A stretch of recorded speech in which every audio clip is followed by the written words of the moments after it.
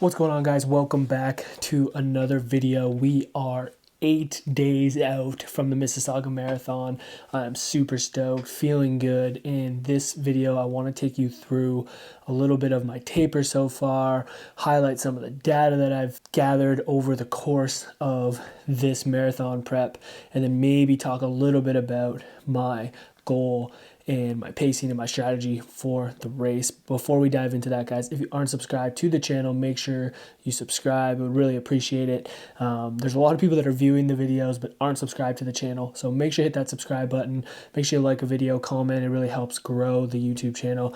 I've been super stoked about the the following that I've gotten so far. I'm making these videos to document the journey for myself, and hopefully share that with you guys. And if that has any impact on you and your journey and your running or your fitness career, that makes me super stoked. So thank you so much for all that. If you guys aren't following me over on Instagram, head over there, follow me so you don't miss out on any posts there, as well as follow me on Strava. I'm trying to become a Strava star.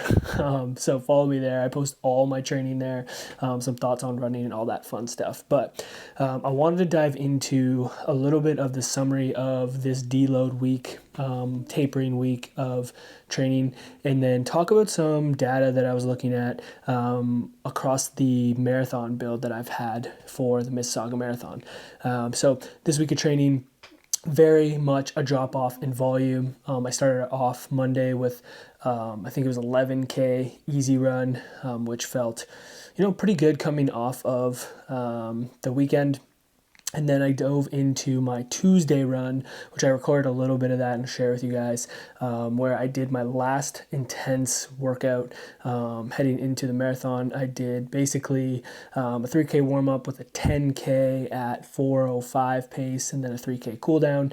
That was awesome, super big confidence booster for me. All right, 10K interval done, average 4:03 across that 10K. Big for me, felt super strong. My legs felt so strong today. Really good feeling heading into the rest of this taper. It's probably the last really intense run that I'll have. I think we're about 13 days out. Gonna get a 3K cool down, get out of this one, but feeling good. Let's go. And then after that, did another 11K easy run, trying to really just keep the legs moving, keep the body, used to the running, but really dropping volume down. Had a 10K run on Thursday, easy. Then I had a 6K run on Friday, easy, which is crazy to think about. Running 6K is not very far and felt really nice, actually. And then I capped it off today as the recording of this video with a 16K long run, which is going to be the last long run of my training block. And overall today on the long run felt good. Legs are feeling really good, body's feeling good. Couldn't ask for much more with the start of the taper. I will say I was a little bit concerned heading into the Tuesday run, just like hadn't been feeling that great coming off peak week, and then having that intense run. I was really worried that my legs weren't going to be there, but they were, and that was a big confidence booster and kind of eased a little bit of my anxiety heading into the taper. So super pumped about that. But what I wanted to share a bit more of with you guys on this video is just looking at some of the data over the course of this training block. I think the one thing that data does is it allows us to see trends over time. I used to be someone who very much didn't care about the data, and now I feel like I have every device possible to track my data. I wear the Whoop. I have a Coros watch that I track all my runs on. It's on Strava, all that stuff. But what it does allow is for you to reflect on, some of your improvements or your data over time. And I pulled up some data here on my computer, just showing the Coros app has been tracking kind of all my stuff. And what's really cool about this is it breaks it down actually like really nicely. They have like this dashboard on here that shows you kind of your run fitness, your training status, your recent activities, they have their own way of kind of classifying your run fitness based off their data, which kind of gives you an idea of like maybe where you fall in terms of your fitness for your upcoming race. It shows your training status, which like right now for me, I'm by Coros' standards maintaining, which is good. Like I've definitely been deloading, so that makes sense, which essentially just means I'm maintaining my fitness and getting ready to perform, which is exactly what I am doing. It shows my recovery based off of my run. So this guy is good when he's tired. This little man has his hands on his knees, so it's nice to see him upright. And I do feel this way. I feel like I am recovered. The one thing that I really like about this is it does break down like my zones, which is interesting to look at, and these have shifted quite a bit, as I'll show you here next. But what I do like about this is it shows me like what my max predicted heart rate would be, what my lactate threshold heart rate would be. Remember, this is all estimated data based off of me and the runs that I've done and what my watch has been tracking, but it kind of shows my zone heart rates, which I like this because it gives me an estimated idea of like where I can be at, when racing or when doing certain workouts. So for example, it shows my zone 2 heart rate is anywhere between 132 and 156. Generally on my zone 2 runs and training, I'm trying to hold anywhere between like a 138 to a 144. So that checks out. The cool thing to look at here is like, zone 4, zone 3 heart rates. So zone 3 is probably where, you spend a lot of time in a marathon. And then zone 4 would be like pushing that threshold pace, which is a pace that you can sustain roughly for 45 minutes to an hour. So I don't want to be running at my threshold pace for the whole race, right? Because based off of these paces, which are estimated, that's not going to fly, right? And what's cool about this is it kind of correlates that to some of the paces. So it's kind of cool to look at like, my zone 2 aerobic endurance pace is anywhere between a 446 to a 543, which is like, a pretty big range. Most of my zone 2 paces when I'm running in easy runs, I'm usually aiming anywhere between like a 530 to a 545. Maybe sometimes I'll be in 515. Like for example, today I think I ran a 515 in my zone 2 heart rate, which was at around 142. So it kind of fluctuates, but it gives you an idea. And then looking at aerobic power, it's roughly estimating that my pace would be between 424 and 445, which this is the zone where you would maybe spend most of a marathon. So it's nice to see that 424 number, right? That is the pace that is within like a goal pace that I have for this upcoming marathon. So the fact that pace correlates on my watch is great. And then you're looking at the threshold pace. It estimates my threshold being at 406, which makes sense. I just ran a 10K PR in that recent run where I was averaging I think a little bit less than that. So it's just good to see these paces and use them to guide my future runs. When it comes to the marathon, how much I'll use these would be just checking in on where I'm at. So looking at my heart rate to make sure that I'm not in like a 176 heart rate like 10K into the race, or I'm not holding like a 401 pace for the first 10K of the race, because we know that that's not sustainable, right? The other cool thing here is it'll show like personal records, which for me, over the last, 12 weeks or 3 months, I've hit a lot of PRs, which is great to boosting my confidence. Like if you look at this, I hit a half marathon PR in April at 129. I hit my 10K PR like this week. I hit my 5K PR this week. The reason this is happening is this marathon prep is the first time I've really sent high intensity, which will be, I'll show you here in the next little graph, the cool trend that I saw over the last 4 months of marathon prep. So that's why I'm knocking out all these PRs. I've never truly raced a 5K. I've never truly raced a 10K. So to know where those actual PRs are at, if I'm running a 10K PR in the middle of a workout. I would imagine that my 10K PR is probably a little higher if I'm training for it, but it's just, it's cool to see that. It's a big confidence booster heading into this marathon season, and more specifically this upcoming marathon here in 8 days. And then obviously, again, take these with a grain of salt, but the race predictor, if we look at the marathon, Coros is saying that my race prediction is a 3:07, which is a 4:26 per kilometer pace. That's a great estimation. I feel like that is pretty accurate with where my fitness has been this block. In the past, Coros predicting my race predictor has under predicted my time. So I think when I ran a 3:16, it was predicting that I was going to run like a 3:22, and I ran a 3:16. I think this one is much more accurate because of the intensity of runs that I did in this block. So yeah, I mean, it is what it is, but I think that I would be very, very happy with nailing that in the upcoming race. The other thing I want to show you guys is this graph here that shows my training status over the last 12 weeks. So this would be the last 3 months, which my marathon prep really started ramping up, around February and middle of January.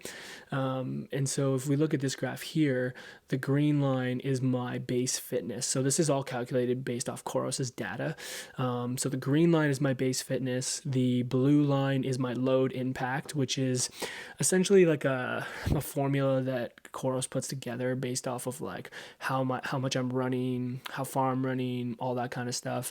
You'd obviously see load impact going up with volume going up. And then the green line, which is the intensity of my training over the course of the last 3 months. So what I think is really cool about this is you see that from, the 1st of January 28th to today, my base level of fitness has trended upward quite nicely to where we are now, which is like super awesome.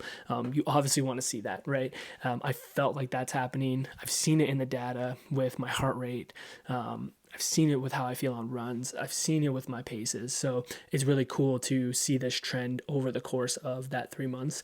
And then the other thing is you can see my intensity here where, you have some up and downs, right? Obviously, but like if we look here, which was my peak week, you have peak intensity, peak load impact, which is like the most volume that I'd put out. And then obviously now as I'm tapering down, you can see that the intensity is coming down, the load impact is starting to come down, which is like a combination of volume and like the amount of time that I'm running. And then my fitness is kind of just hanging out there, which is really good. Like we wouldn't want to see my fitness like plummeting midway through here. We wouldn't want to see my fitness plummeting during deload week.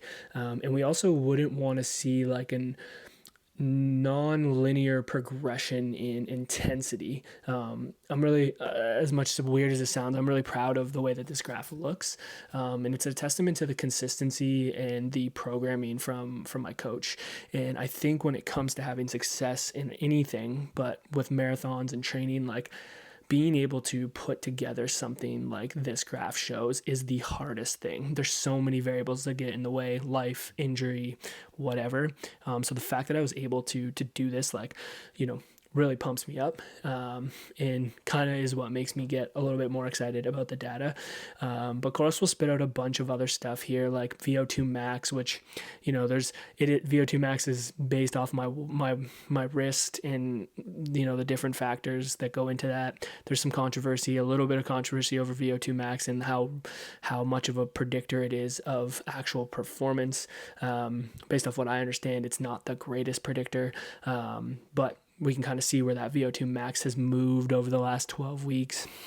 And then the other thing that I wanted to look at was just showing like how my threshold heart rate has changed over the course of the block and my threshold pace, which is also interesting to see the trend, right? And I wish I could even look back farther because I hadn't really done much, intensity or threshold training as a runner. And so you can see from January to now how my threshold heart rate has gone up as well as my pace, which is a good sign. We want to continue to push that threshold up so that I'm not pushing into that lactic zone, you know, in slower paces, right? Especially with the goal of wanting to go sub 3 hours. The other thing I wanted to jump in and show you guys was I wear Whoop, right? So that tracks my recovery score and tracks my sleep and tracks my resting heart rate. And so if I look over the last 3 months, again, just looking at a complete picture of like how things have gone, like my HRV, which is my like basically a picture into your nervous system and how it's adapting and how it's recovering and its fitness, has gone up from a 57 to a 63 over the last 3 months. So just another data point showing that my fitness is improving, that I'm trending in the right direction. My resting heart rate has dropped from 51 to 49 compared to the previous 3 months. So again, seeing improvements in fitness when your resting heart rate is going down is another good sign. And then my sleep percentage has gone up from 70% to 81%. So this basically takes into consideration a lot of things. It doesn't show what I wanted to show if I click on some of these graphs, but essentially I looked into my Whoop on my app on my phone. And the cool thing is, like, you know, here it shows my time in bed has increased from 8:12 to 8:41, which is key. The more time in bed you give yourself, the more sleep you're gonna get. But my average sleep has gone up from, like, you know, 6:55 to around 7:15 hours per night, which is like great. I'm really happy that I'm pushing into you know, that 7:15 mark. Obviously we'd like to see that get up, but that's something I've been focusing on. So I just wanted to like dive into a little bit of this with you guys and just kind of show you a picture into, you know, where my training has developed over the last, you know, 4 months. What is awesome is to see these trends, and what's going to be cool is I'm always going to be able to compare this data over time. And sometimes I'm probably not going to have the greatest training blocks and the data is not going to look the way that I want it to. Sometimes you're going to have good training blocks like this one that happened, and you're going to be able to look at this and be super pumped about it. So the cool thing is going to be tracking this over time. But when I look at where my training has gone from a subjective standpoint, how I feel about it, what the objective data is showing, what my recoveries are showing, is that I'm in a great place to do what I want to do on race day. And that is a big part of putting yourself in a position to have success. But with all that said, you can have the best prep, you can have the best recovery, everything can be going perfect, and on race day anything can happen. And that's the exciting part about racing. And I'm excited to toe the line in 8 days from now and see what I can do. You know, I set the goal of going 3:10 or under. I feel really, really good about accomplishing that. The interesting part is that I feel like I am even more fit than the goal. But the goal for this race is to hit the paces that I set out to hit the time that I set out to hit, to lead me into the ultimate goal of eventually going sub 3, 2:55, and qualifying for Boston. So the key is going to be to execute on the plan that I set out for this race. I'm excited to get in there, get after it. You know, next week is going to be race week. I'm going to try and kind of film a little bit of what race week looks like for me. And then we're going to go get after it. So I'm excited. I don't know if you guys can track me on the race and stuff. I'll look into that if you are interested in tracking me. But I'm super excited about it. I'm pumped about this prep. Huge shout out to my coach, Isaac Morgado, who's been dealing with me for, you know, this marathon prep. He's done a great job of putting me in a position to have success, tempering my mental state, and putting me in a position to go and send it next weekend. So thanks so much for tuning in, guys. If you haven't subscribed to the channel, make sure you subscribe so you don't miss out on any of these videos. Drop a comment. Let me know what you think about all this data. Do you like this kind of style of video? Do you like me sharing this kind of stuff? What stuff would you like to see from me? Super helpful for me to continue to put out, you know, some good stuff. And then make sure you follow me on Instagram, and more importantly, make sure you follow me on Strava. I'm trying to get those Strava kudos. You know, we're all chasing them. But yeah, that's all I got for today, guys. I hope you are getting after it. I hope you're digging in. I hope you're having fun. I hope you're pushing your limits. And yeah, we'll see you in the next one. Peace.